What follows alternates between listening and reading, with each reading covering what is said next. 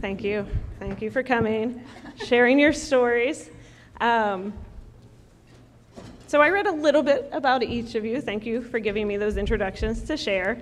But go ahead in your own words. Tell us about yourself, your diabetes stories, maybe how you told your families. You're closest to me, Charles. You want to start? Sure. So I'm pretty sure my diabetes came from a childhood injury. I was gored by a muskox. No. I wanna believe it was something like that. I think it's because I started overeating at 5 and continued until yesterday. It's been a lifelong struggle. I didn't get diagnosed until I was 42, which is still young. My father was diagnosed, very lean and fit man. He was diagnosed at 52, and I was diagnosed at 42, and I was morbidly obese, 280 pounds, ever since high school. Other than a brief period of eating disorder, I was able to maintain weight in a very unhealthy way, it's been a challenge. So for me, the biggest struggle is the psychological aspect of it. Being told I can't eat a certain food group, namely grain, bread. I want a muffin right now, but I struggle to not do that. I told my family, and we're very open, and I just have my wife and my son here in Alaska, and very supportive, very helpful, but I didn't share the news with my own family or friends out of embarrassment and shame, especially because I'm a provider who treats complications from diabetes every single day, and I still go home and want to put an almond croissant in my head. So I really didn't allow anybody to try to support me. I just tried to do it on my own. Initially, when I was first diagnosed, I probably spent about 3 or 4 months being very diligent about my diet. No simple carbs, dropped my A1C from 9.9 down to like the mid-5s, really quickly from just that and metformin. But as soon as I started seeing good blood sugars, I started to reward myself, like, I get a muffin, I get a muffin today, and pretty soon that was 2 muffins, or a muffin every day, and especially when I would travel. When I would go out, a lot of you, I see a lot of familiar faces from around the state. When I go to the village clinics, I really want to reward myself. I do my best to not, but I just have this odd sense of wanting to reward myself with food. That's what I want. So I was going to say that after I would go and see my providers, I would dedicate myself for days to being better. It's just been really hard. And then I would slip back into bad habits, mostly out of just feeling tired, just working a lot of hours and not wanting to exercise. Never wanted to exercise as a kid. And I would let the medications do their job. And at first that worked with just metformin. And then it didn't work as well, so I needed to add glipizide. So basically I was reintroducing carbs as I improved with medical therapy. I wasn't doing my part at all, really. I was just letting the medicine work, and can't do that for too long. Eventually I was started on Trulicity, and that worked. So I was able to lose more than 100 pounds in pretty quick amount of time, but I was miserable and I was really sick. I ended up even passing out earlier this year in the operating room, taken to the operating room. So I have a real, I swing a lot, and so I can relate to my patients very well. I tell them, I'm not just talking to you, I'm talking to me. I need to follow what I'm saying, and I struggle following what I'm saying. And I think it's really helped me as a provider in that patients feel like I am them because I say it every visit, and even providers get this, of course, anybody from any walk of life. So it's been a struggle. It remains a struggle, but doing better for the last 5 years, but still a struggle. Thanks, Charles, for sharing. Jessica, how about you? What's your relationship like with diabetes? So I was diagnosed when I was 15 years old, and I was on a trip.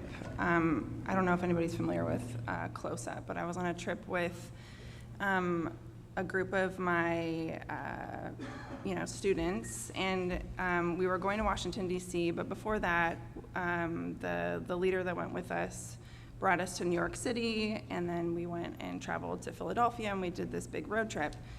And during that time, that's when like all of my symptoms really started, so I wasn't with my family. And I remember being so extremely thirsty that nothing could make it go away. And I remember being on the subway in New York City and asking one of my friends for some water. And nobody really had water for me to drink, and I remember asking the teacher that was with us, and she was like, well, you can have a sip, but I need my water. And I was like, I just am so thirsty. I couldn't make it go away. I remember like going to different places and eating like this big, huge brownie with like ice cream and, croissants. We don't get that in our little small town in Cordova, where I'm from. So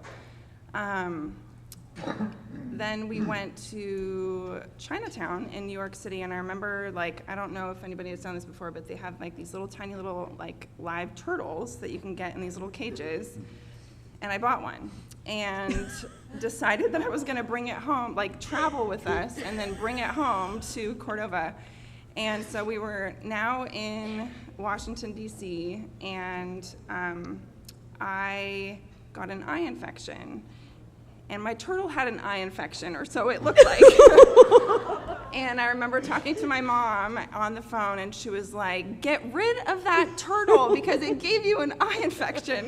Like, I didn't touch the turtle. But the whole time, it was obviously these symptoms for type 1 diabetes that were coming. A lot of people that know me know I have really bad insomnia. I have a really hard time sleeping, and at that time, I would sit down and just fall right to sleep. So then a couple weeks later, when I was back at home, I remember I was doing a health fair, and I had a table for Mothers Against Drunk Driving. And so my mom and I went to the health fair, and she had been seeing all these symptoms of like me drinking a lot of water, and I've always been like lean and tall, but I lost a ton of weight. And while we were at the health fair setting up, we went over to the table that can check your glucose, and my blood sugar was 299. And the nurse was like, oh, well, did you have some orange juice this morning? And I was like, no. So my mom was like, just go home and I'll do your table for you, and then we'll kind of talk about it. And the nurse had it was a Saturday, the nurse had told me to like go to the doctor on Monday. So I walked home, which is only like a 2-minute walk, and 2 minutes later, my mom was at home, and we were on the way to the emergency room. And so I got admitted to the hospital. I had no idea what diabetes was. I had no idea what was happening. I was in a room. My mom was sitting next to me crying. She called my best friend. My best friend comes in. She's sobbing. I'm like, what's happening? And then, of course, I learned what was happening. And my best friend brought her blow-up airbed and was next to me that whole time. I was admitted for 3 days just to kind of to get me on sub-Q insulin and that sort of thing. The last night that I was there, the nurse was like, I think you just really need to get some sleep, and your friend should go home. And so they made my friend go home, and I cried and cried and cried, and they let her come back. And so I then went as an outpatient to the Providence Diabetes Clinic, and that was a wonderful experience. The diabetes educator nurse was like my best friend. I mean, she was there for us. The doctors traveled from Seattle, much like sometimes I do now, and but I was started on regular insulin and NPH, and so what that means is I had to schedule my times of eating, and I'm a 15-year-old girl who played basketball and lots of sports and was very active, and so I had a set amount of carbs and protein I had to eat at every meal and every snack. And somewhere along the lines during our education, we missed the fact that I could change how much I ate, like not just for one day, but ongoing. So I just remember I was eating like 60 grams of carbs at every meal because I had been starving for so long. And then that became so much. I was like, oh my gosh, I can't eat anymore. And my mom would be like, one more bite, one more bite. And so that was really challenging. And then Lantis came, and I was able to like sleep in. And I was really excited because I didn't have to get up at 8 a.m. every weekend and day. And then it took about a year to get me on an insulin pump. My mom had to fight the insurance companies, send lots of letters, yell at them, fight with them. And so my mom was like, still to this day, she was my biggest supporter, my biggest cheerleader, and I couldn't have done it without her. But all that to say, I am a nurse because I was diagnosed with diabetes. It's what led me to want to be a nurse. It took me a long time to get into kind of the world of diabetes. I was at Seattle Children's for a while, and then adult cardiology for 11 years. Thought I was going to retire there forever. And then I joined Olivia at Providence for a little bit and learned so much, and now I'm at South Central Foundation working with kids with diabetes, and it's so fun to go into the patients' rooms and be like, we're like I have diabetes, and we can kind of talk through that, and the provider I work for, she has type 1 diabetes. And so I feel so seen, and it's been an amazing journey, so, yeah. Thanks, Jessica. All right, Olivia, I'm really tell us short, about... so bear with me. Okay. I can't beat any of that. It's not a competition. Really, it's not a competition. So I don't have diabetes. But my journey, I guess, caring for people with diabetes has been a very long one. When I was in undergrad, I worked at the Children's Hospital, so I was around, kiddos with diabetes all the time. But it wasn't until my dietetic internship when I landed in a camp where basically we had 110 kids, plus all the counselors, and everyone had type 1. So it's a little different than our camp here. But we had to pick a case study child's, out of the 110 kids, pick one and write up your story on them. And I just remember this young girl, she was amazing, and she was diagnosed completely by accident. She broke her leg and went in for surgery. And then they were like, uh-oh, obviously you have type 1, surprise. And it was right before camp. So all this had just transpired, and she was still trying to process everything. But she was so positive. And throughout the 2 weeks, obviously we got to know all the kids, but I just remember thinking we had 7-year-olds all the way up until counselors who were in their, college age, early 20s. And even the littlest itty bitty kids who were not doing their shots when they first got to camp graduated and were fully doing all their own injections by the end. And that was enormous, for these kids literally to grow so much without their family too. They're just at diabetes camp with a bunch of strangers who they don't know. I would just remember thinking there's so much power in that. So that kind of led me to, I think, pursue different rotations during my internship. And then I graduated at the worst possible time during the recession. So I moved to West Palm Beach, Florida on a whim from Boston. Had a plan of staying maybe a couple years, get some experience, and run right back to the Northeast. And I took a job at a huge trauma center where I met Jeremiah. And when we got to know each other, I had absolutely no clue he had diabetes, none. We wore lab coats back in the day, so everything was covered up. And it wasn't until my boss was like, hey, Liv, we need somebody to go to diabetes camp. You want to do it? And I was like, sure. So I think it was a couple months after we actually met that I figured out that he had diabetes, because I'm like, oh, this is not a barrier at all. But here we are. So having done the camp there, and then working with all the inpatient kiddos at that hospital kind of led me to multiple opportunities in Florida, and then obviously here in Alaska. Worked with this amazing human at Prov, and I've just had so many wonderful experiences as a caregiver and also as a loved one. Thanks, Olivia. Jeffrey, what do you want us to know about you and your diabetes story? When I was diagnosed, I was a truck driver. I was heading into Georgia to deliver billboard tables to a small company. I could not read the billboard. I could not read the road signs as to the exit that I needed. I thought my eyes went horribly bad over a few days period. I did not well, I wasn't a nurse, so I didn't realize the excessive water drinking and urinating were a clue.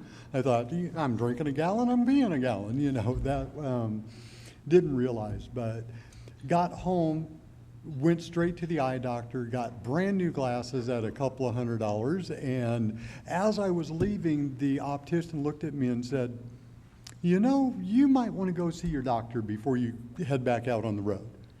Went and saw the doctor, found out my A1C was over 12, 13, I don't even remember the number, but it was high.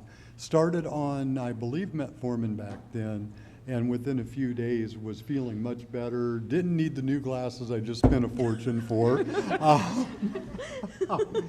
And went back to driving truck, and then a few years later pursued my nursing career, and here I am today.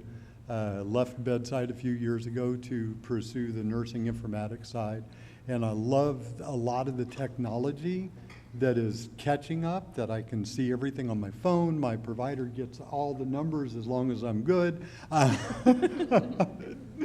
and can see it instantly. I've got the Dexcom, so she sees that. I was on an insulin pump for many years, and that was one challenge. As I became a nurse and learned about insulin pumps, I literally begged my provider to get me an insulin pump, because I felt that that would have been the best technology for me. At the time, I was working nights, I wasn't eating right, and I never stopped eating.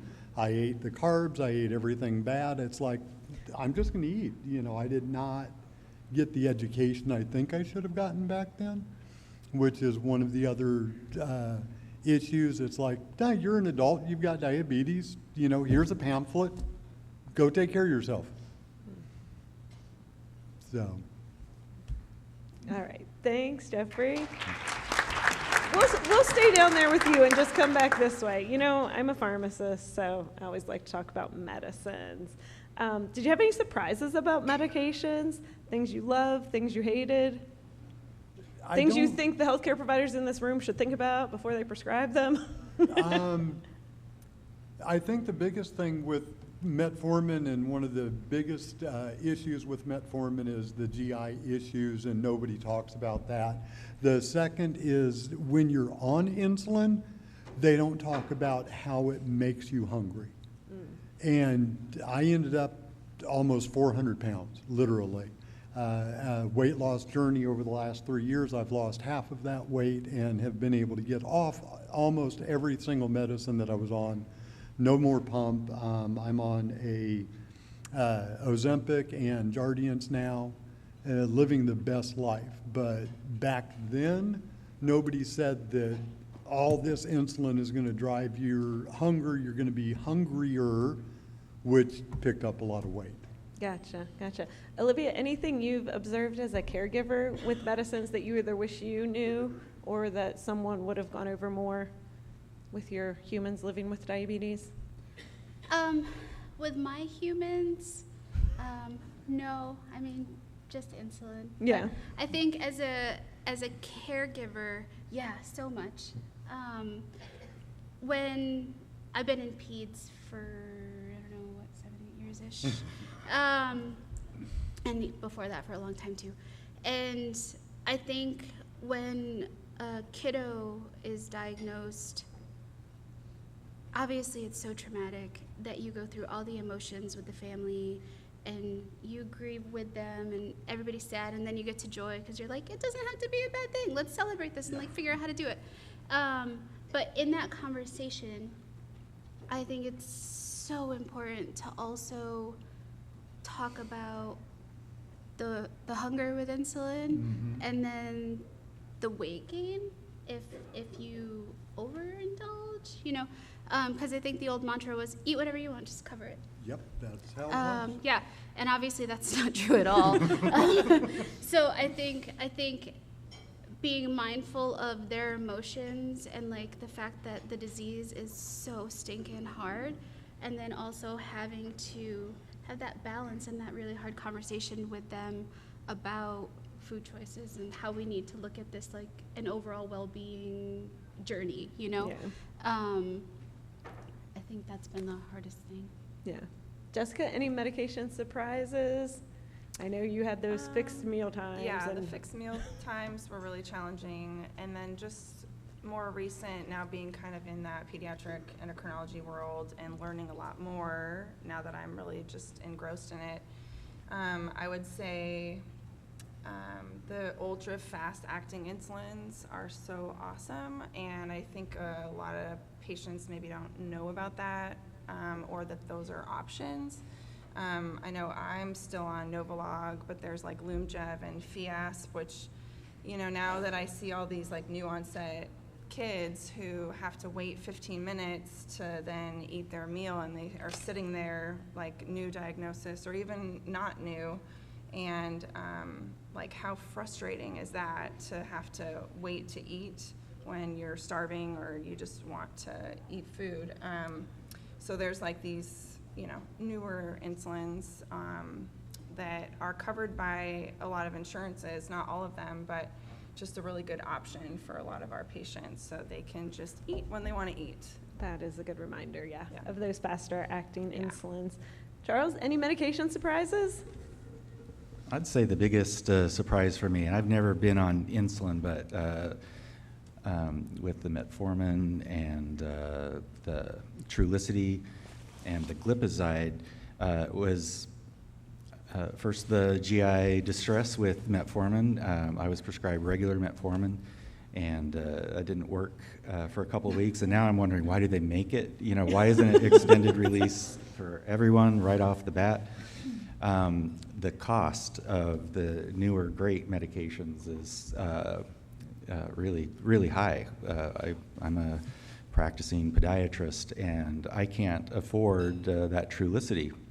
My copay is around $800 every 3 months, and I have a very expensive boy and a very expensive college. So the CGMs, those GLP-1s are so expensive. Even with my good insurance, my copay, I would be paying over $1,000 every 3 months, so $4,000 a year just to have a CGM and to be on a GLP-1, and I can't afford it, so I am not on those.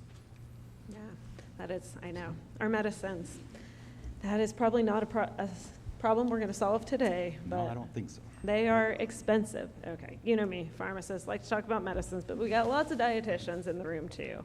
And I think they would be interested to hear your perspective on maybe how your meals changed or didn't change, information that maybe gave you an aha moment.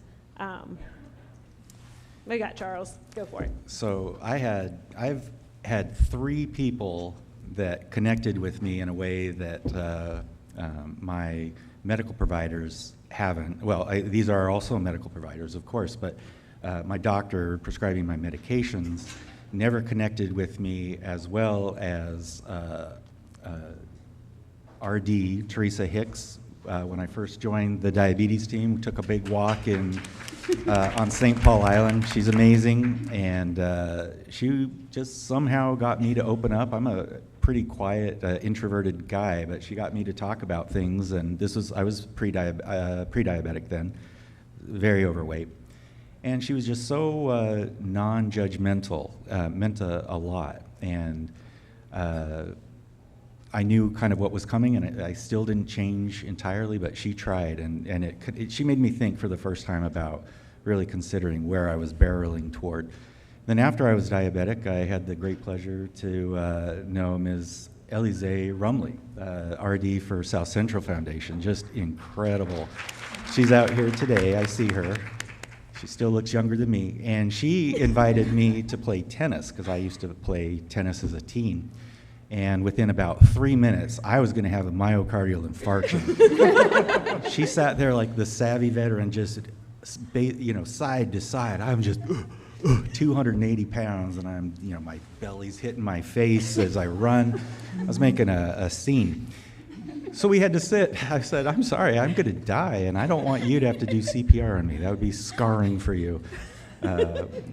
So we sat and talked for the rest of the time that we would have been playing. And again, just like Teresa Hicks, very, very understanding, non-judgmental, gave me actionable ideas that I could work on right then. And I think I left that night, that afternoon, and went to the store and got just protein. And starting that night, I made the best changes to that point in my life, and it was from a non-judgmental, helpful, intelligent person getting me to connect dots in my head that I should have connected on my own. I just didn't want to. And finally, the third was also an RD, and that was when I was out in Bethel, Great YKHC, and Fleetwood was out there working as an RD.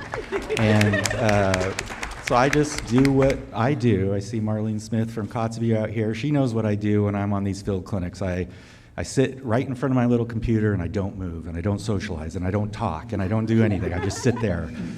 And I'm an introvert. So Anne saw me just sitting there one day, and she started talking and got me to open up. And within 15 minutes, she just made me feel like I wasn't a total loser, which I spend most of my days thinking about myself. And so those were the three providers that connected the most with me and have helped me. And I find that really interesting. And I've never had that kind of communication with any of the medical providers, like doctors that I've had, the diabetologists or internists or family medicine. And it's because of time. These individuals, these RDs, all gave me time, which my provider can't. Yeah. I mean, that curiosity and non-judgmental approach is so meaningful to everyone in healthcare. Anything you want to share, Jessica? So I would go back to my mom. I wish she was here. Being just this incredible person to support me, and growing up we ate a lot of like organic food and moose and deer and salmon. My family, my dad is a commercial fisherman and a hunter, and so once I was diagnosed with diabetes, she took time out of her day to make me homemade meals and deliver them warm to the school every single day, and then with the carb counts and all the things. And so I really learned from her how to kind of feed my body and how that would, work with my diabetes. And I've kind of just carried that on throughout my whole life. And so I think food is really challenging, especially when you have type 1 diabetes. And, if anybody has type 1 diabetes or cares for them, they understand that it is, one meal might go really well when you bolus yourself, and then the next one, it might not. So just kind of taking that in and understanding that it's not my fault, and that every day might be a little bit different, and pizza is really hard. So, I think we said that 10 times a day every day. Yeah, pizza is really hard. But anyways, yeah. So I'm very thankful for my mom and my parents for being there and really teaching me how to feed myself and work with my diabetes. All right. Yeah. Olivia? Yeah, I think I'm a dietitian, so I probably have an experience similar to what he was talking about. Food means so many things to so many people. and everybody hates the dietitian. Not Charles. He loves the dietitians. Well, when they first meet us, it's, they think we're going to take all their favorite foods away, which is totally the opposite. But you have to really show compassion and kindness and empathy to get people to open up. So they'll share their story with you. And because if you don't know the why, you can't get to the root of the problem. And then as a mom, I had the opposite experience a couple years ago. I woke up one day, smelled ketones on both my kids, and I took them in after putting sensors on both of them. And our endo at the time was like, let's do this and do it good. We're gonna full of like all the sugar, like let's just pump them full and see what's gonna happen. So here I am, like pumping gummy bears and juice boxes, and I think we gave them cookies. I don't even know. It was absurd. You remember that? Yes, I do. To see what their labs would do. And needless to say, it wasn't good. But but it was an interesting experience for me because I've always talked about carb counting and being mindful of things, and here I am force feeding my kids sugar to see what their C-peptide's going to do in their insulin levels. And it's funny now, I'm the 2 years out. Obviously, we're keeping an eye on things. They're not on insulin yet, but their school has actually refused to give my daughter snacks that I've sent for her. Yeah, and I'm like, we're both dietitians. I promise I'm not giving her junk. These are fiber muffins. I'm not setting anything bad for my kid for school. So I didn't realize that obviously food means a lot of things to a lot of people, but also people have preconceived notions about what good and bad. Yeah, I'm curious. Tell me more about why the school didn't want to give the snacks. Yeah, I don't know. They say fiber, gluten-free muffins right on them. They have flaxseed, all sorts of stuff in there, and they thought they were a Junk food? junk treat. Okay. Yeah. I literally got a message that said this is a once in a while special treat thing. I'll give it to her. And I was like, oh, no. She can have this whenever she wants it, anytime. Fascinating. But yeah, it's been interesting to now have, receive those comments from people in the community. Because I'm there's those comments need to stop, I guess is what I'm trying to say. If you have any illness, no matter what it is, nobody needs to be the food police. No. No food police needed. Jeffrey, anything you want to share about meals and changes to meals? Go ahead, grab the mic. First, I would like to thank Judy and Christy, my team, who I've met 8 years ago at Kotzebue. They never judged me. At that time, I was the 360-pound person. They never judged me, never said, you've got to do this, you've got to do that, and have been very supportive the entire way. So thank you, ladies. You guys have been my rock and have supported me, so I wanted to really thank you for that. I did not change until the weight loss surgery, and it was a big part of me that growing up, you had to eat everything. If it was put in front of you, you had to eat. If it was left over, you had to finish it. And that was tough to break those habits. Today, it's still hard to not finish everything on the plate, but I'm getting better.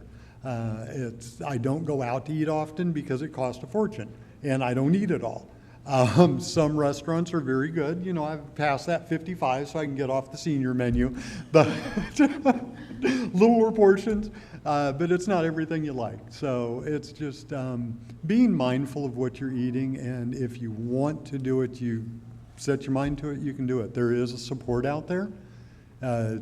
Your dietitians, and they're not taking your food away, they're helping you enjoy what you want and learn to portion it out correctly. Thank you. We've come a long way in diabetes management over the years. What are some of the biggest challenges you faced on your diabetes journey? You can all answer, none of you, but what are the biggest challenges? Providers. I mean, go ahead, take the mic, share with us. Some providers not knowing, or like in my case, way back at the beginning, refusing to give the technology or the resources that one needs. They really did not walk me. Now, this is only 2006 that I became, 2000 that I became diabetic, but nobody sat down with me and explained the journey that I would be on. I never understood it. I don't know if I would have listened, to be honest, but I don't remember it being offered as to things that you need to do. Today, there's a lot more resources, at a touch of the finger, you can look up everything. We've got a lot of famous people out there that are with the Juvenile Diabetes Foundation that have opened better conversations, so that some of the kids can say, oh, hey, he's diabetic or she's diabetic. And the ninja warriors that are diabetics, even from here in Alaska, that have been wearing their insulin pumps out there running the track. So a lot of that helps get us in the paper, if you will. Yeah, more common. Anyone else have challenges that they want to share? I would kind of piggyback on that and say that that's probably a big one for me too, is finding a provider that's really going to sit down with you and take that time and really explain what's out there, what's coming, what you can do now, and how to kind of better your relationship with diabetes. I've had that kind of in various times of my life, but getting into like endocrinology, that really opened up my whole world as to like, wow, we really have a lot of technology and resources and things that can really like improve my diabetes along with like everybody else's.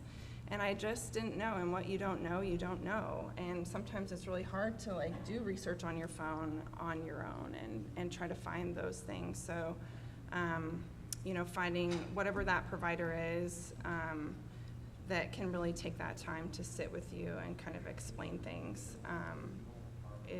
has been a huge challenge for me personally, and I think probably for more people out there. Yeah, for sure. Charles?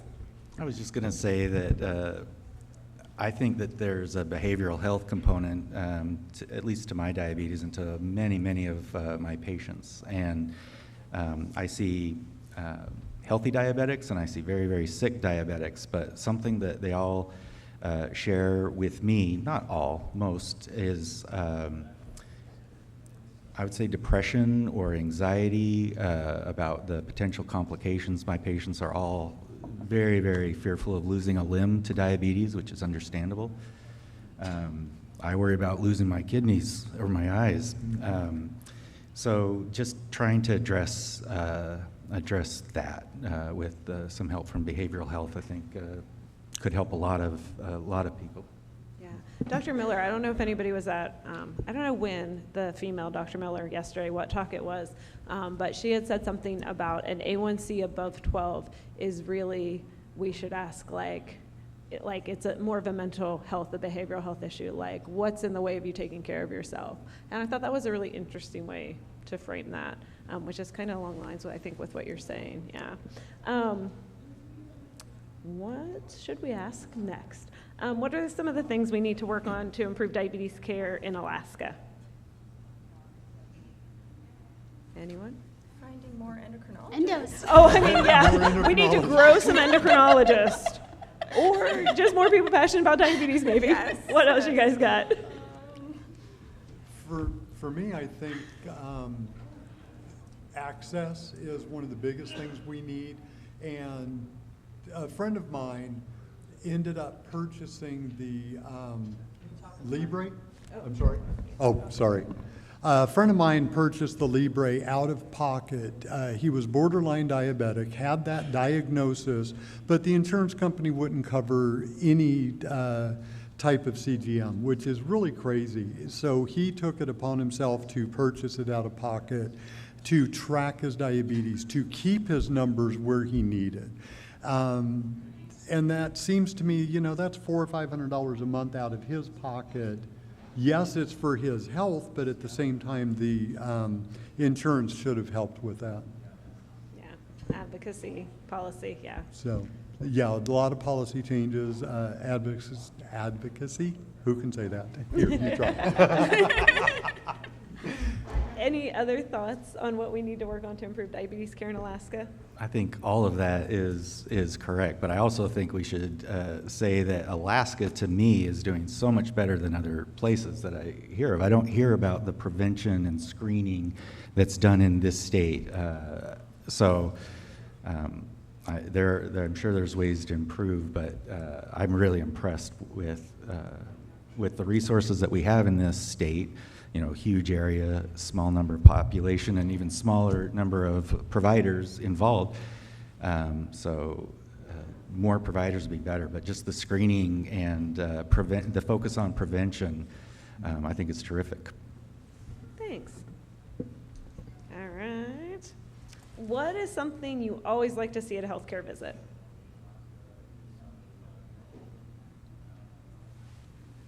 For me, sorry, I don't mean to take over here. The introvert won't shut up. So I like it when a provider looks for something positive to say to build up the person. Most of us, the type 1s, you didn't deserve what you have. I deserve what I have. I knew it was coming. It was the dark at the end of a light tunnel. There's like a reverse light at the end of the tunnel, and I knew it was coming, and it came.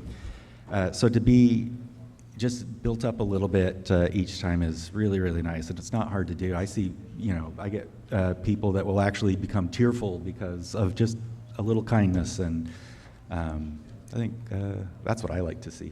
Not just you're dying, you're killing yourself. I don't think you're alone. We have one patient who's like kind of grumpy at the tribal health system in general, but he loves me because I did a little happy dance one time for him. His A1C went down, and I just like danced. And he is nice. It's like 4 years later, and I think he still fills out a comment card every time he's in, and he loves us. And I was just nice like one day. I was very enthusiastic. That's great. Well, I did record her doing a happy dance on stage earlier today, and that will be on somebody's TikTok. I don't know. All right, other things, panelists, that you like to see at your healthcare visits? Longer appointments. That would be Longer great if appointments? we could. Yeah. There's I can't remember his name. I apologize, but one of the medical liaisons for a company actually outside is a nurse practitioner in endo and has been for a long time. And he was sharing the other day that he has 15 minutes. Mm-hmm. And I'm like, oh, good Lord. I mean, I can't speak for everyone, but like as an educator, some of my visits would take 4 hours. Like that's not an exaggeration. I know I had kids, so I had grandparents and aunts and uncles and all the things, but even with adults, you need to dive in and you need to know what's going on in their life in order to be able to help them. So I think 15 minutes is not it. I can't No, it's imagine not. a 15-minute appointment. Jessica? And half of that is spent in the charting required things so they can get paid. So they only spend 4 or 5 minutes with you, and the rest of the time is either behind the scenes or it's crazy. Yeah, I would definitely piggyback on all of that and say, time is great to be able to have with your provider so they can also explain, maybe what's happening with your blood sugars. As a nurse, when I'm in with my provider that I work with, she brings up the CGM data, which we can do now, which is awesome, and kind of show that to the families or the patients so they can really see what's happening. I've been in appointments for myself, even now, where I report my blood sugars, and so nobody goes through my CGM and my data to really tell me hey, this is what you could really improve on. I just say, oh, my blood sugars are 100 when I wake up, or 120 after eating, or that sort of thing, and like I wish for everybody to be able to look at that data. Sometimes that might also give anxiety to people, so you have to like really balance that out. But knowledge is power, and just really kind of honing in on one thing that you're doing really great and one thing that you're doing, maybe you could improve on, or, and then you kind of get to know your patient a little bit more, and they ask more questions. I've gone in with like an A1C of 5.1, and they're like, that's so great. And I'm like, actually, I'm having a lot of low blood sugars, so just I would like to see that a little bit more in appointments. I remember the patient who taught me that lesson. I'm old, so it was like, 20 years ago. But I was like, oh, you're A1C 7. And he's like, it doesn't matter. I go from 30 to 300. And I was like, all right, lesson learned. Learn that lesson. Never again. A1C means nothing. A1C means nothing. Nothing. That was before like CGMs were ubiquitous. And like we really knew A1. I feel like we really know now. And we see evidence that A1C means nothing. But yes, I remember learning that lesson. I appreciate that patient for teaching it to me. Yep. Jeffrey, did you have anything to add for healthcare visits? Okay. As you guys were talking, it's not on the list, but I am curious if you have any opinions or if you've thought about how AI, like artificial intelligence, I think they're piloting some stuff at the hospital where like the provider comes in the room and says, hey, can I listen to the conversation? Jeff, you said stuff about people looking at the computer and not at the patient. Any predictions? You're an informaticist, about how you think that might impact the patient visit? We think thumbs up, thumbs down? There's some really great AI stuff that Go ahead and grab the mic. I'm afraid people can't hear you. Sorry. Yeah. I got a loud voice. You can't hear me in the back? No, thank you. Some really great AI technology is coming out, and we are trialing it slowly right now at ANTHC, where set the phone down, we have a conversation, and it's recorded. And it goes from that to my note as a provider. So everything we discussed, and there's another one that we saw at the Cerner conference 3 or 4 years ago. I was still with Manilic, so it was 4 years ago, where they have a conversation with the patient, and the AI was able to pick out all of the important things related to a diagnosis. How was your vacation? Oh, it was great until I broke my leg. Well, it caught that I broke my leg and made that part of the note that this person was injured during a vacation wherever. So with AI has a lot of growing to do. I don't trust it 1,000% yet, but it's got some great seeds, I guess. I guess as a patient, would you be like, yes, go ahead and record our visit? Yeah. Yeah? Okay. Yeah. Interesting. We'll try it when you guys get it at We'll get a pilot at some point. see Or it maybe they'll work. let us have it in diabetes at some point. Yeah. I've heard talk of it. I have heard providers like it, but I hadn't heard a patient's kind of perspective on it yet. So. Well, and the patients shouldn't see anything different. Yeah. All that's happening is the phone that's in your pocket is Maybe just, more provider eye contact, though. Yeah, right, if the phone's exactly. doing it. We're- We're not looking at computers. you don't have to try and capture it instantly because it's going to capture it for you, and within 15 minutes it's going to be in your note. So I think that's maybe a little bit more time for face-to-face. Okay. Yeah, that could be positive for sure. Is there anything you want your healthcare team to know? I love them. We paid him. But they know prior- that, We, so. we paid him. The dietitians paid off Charles. I paid off Jeffrey. And it's okay. If there's nothing you can think of, I'm going to open it up to the audience for questions. But are we ready for audience questions? All right. My mic runners, where are you? Yeah. Any question? Oh, yeah. Our brave souls who shared their experiences. We should give them love. Just a comment on the cost of the Freestyle Libre. So our Abbott representative comes around and he gives us a coupon, and you can purchase a month cash pay for $75 and get a month of Libres. Nice. Okay, Coupons. so that's another thing. And then, of course, there's the Stello, if we have pre-diabetes patients that you can purchase online. The Stello from Dexcom. I just saw that new technology come out, and that's Yeah. great. Yeah, and then I think if you have a membership at Costco, that Libre coupon it brings the price even further down. I've had patients tell me it's like $60 for a month, maybe. Don't quote me on that one. Some of those are really great, but our challenge was living at Kotzebue, where you don't have those reps, you don't have that easy access to things. Okay. Thank you. What happens the next month? Right. Do you get us 2 coupons, 3 coupons, or 1? They just give them Yeah. out, so you could You just use indefinitely it over stay and on over? that. Thank you. All right. Got a Yeah, question John, we here. have one over there, and then one in the back. I'll get him to you.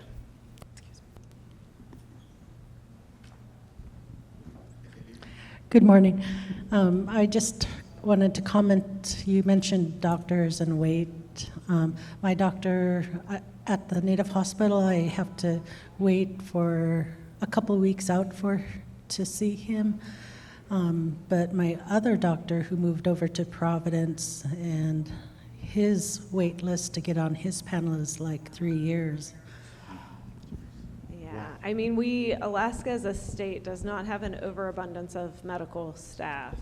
And if you're trying to see, I think, an endocrinologist in the community right now, I don't even know how long it was. Last time my friend who needed to see the endocrinologist for like a thyroid referral, it was like a 4-month wait, but that was like 2 years ago. I don't even know. I wouldn't even guess what the wait might be now with people retiring.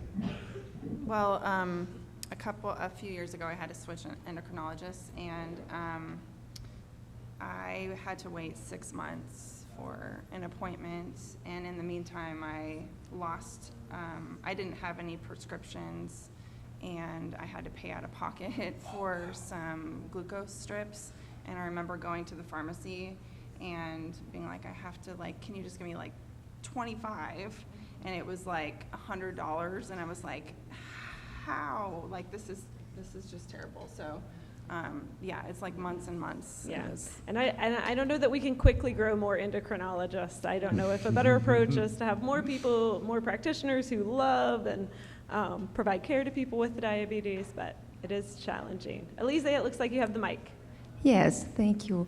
Well, my question is, for me, being a dietitian, diabetes educator, my question is, when you were first diagnosed, were you referred to go to like a diabetes education class? Because I do notice that when you're first diagnosed, you don't even know what to ask.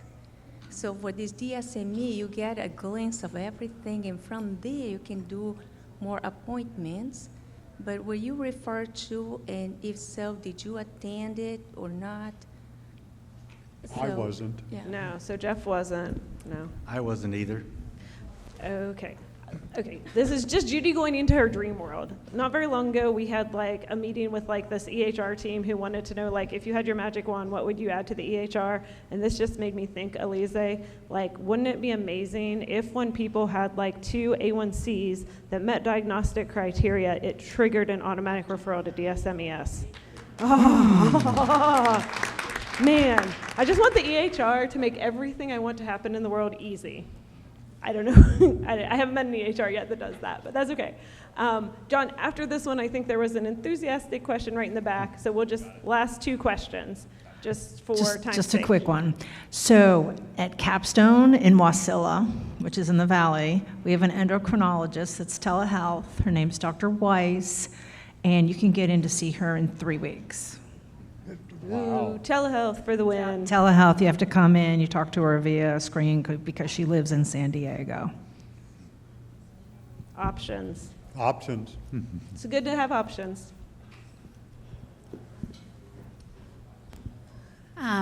You at the end, sorry, I forgot your name. You kind of made me have goosebumps talking about behavioral health, the aspect of behavioral health. And I am in the world of pediatrics, and so I get really angry about the lack of services for pediatrics, but we are winning in comparison to what is available for adults. I wonder, though, in your years since your diagnoses, how have you seen behavioral health, or have you seen behavioral health integrate into your care? Like when you go to the doctor, are you being offered more behavioral health services? Are physicians or mid-level providers, are they more, I don't know how to say it, like, do they feel like they can talk to you more openly about behavioral health problems? I'm just curious, because I think the flip is about, should be happening already. It's 2025, but I feel like we're missing out on a lot of things right now by not incorporating behavioral health into primary care and specialized health services. Yeah, I think it's a great comment, and my practice style as a podiatrist is different than most. I came into medicine a different way than most, not through the sciences, but through language and arts and culture. So I'm far more interested in the human than the foot, believe it or not. Now my nurse, Carrie Nelson back there, she loves feet. She can't get enough. You should talk to her about it. So my medical providers in 14 years have never asked any questions about behavioral health at all. Even with my struggles with weight loss and weight and sort of lack of exercise, lack of desire to exercise, there's been no help. So I've had to seek that out on my own. And so for the last 3 years, I am getting behavioral health care. And even though he doesn't focus on the diabetes, it's helping me to focus on, what I think the root cause of my diabetes is an eating disorder. And so without managing that, it's not going to get through to me. At least it hasn't yet. So I would love to see it more involved. I ask all of my patients, and because they know I will give them time, I will listen to them. And I don't think the hospital likes it too much. They always want to cut my appointments down to 15 minutes. Mm-hmm. And I just say, yeah, I can't do that. I think to get good outcomes, you have to invest time. And it's the education that you were talking about. And so, thank you. I don't think I'm a saint or anything, but I know that it's as trite as it sounds. If you wouldn't want your mother treated this way by a provider, then don't treat your patients like you do, or treat them like they're your family. It seems so obvious, but it takes time. So I think giving people the time, and also being open about myself. That was the other thing, that I'm open about me. A lot of providers don't ever speak about themselves, and I think that's fine. And that's probably professional and the correct thing to do. But I'm my own bearer, and I share, and so they share back, and so we can help each other. And some people come to me as if I was their psychologist or psychiatrist, which is weird. We, in fact, call ourselves podopsychiatrists. The very insightful Sandy Graham has told me people just tell you things when you are touching their feet. And I think that is true. Unfortunately, the most common thing they say is, did you get into this because you had a foot fetish? Like, what other provider gets asked that? Are you an endocrinologist because you have a hormone fetish? Like, oh, dear. Did anyone else want to add to the question? All right. Well, thank you. Go ahead, Jeff. I think the more that we invest in the patient, they're going to invest in us. And I agree with you, because I share my personal with the patient so that they get where I'm coming from. A lot of us have lived in those shoes, and when we sit down and say, hey, I'm diabetic, this has happened to me. I know what you're going through. I know what you're thinking. Let's talk. All right. Thank you guys so much for sharing your stories and letting us learn from your experiences. We will release you from the stage.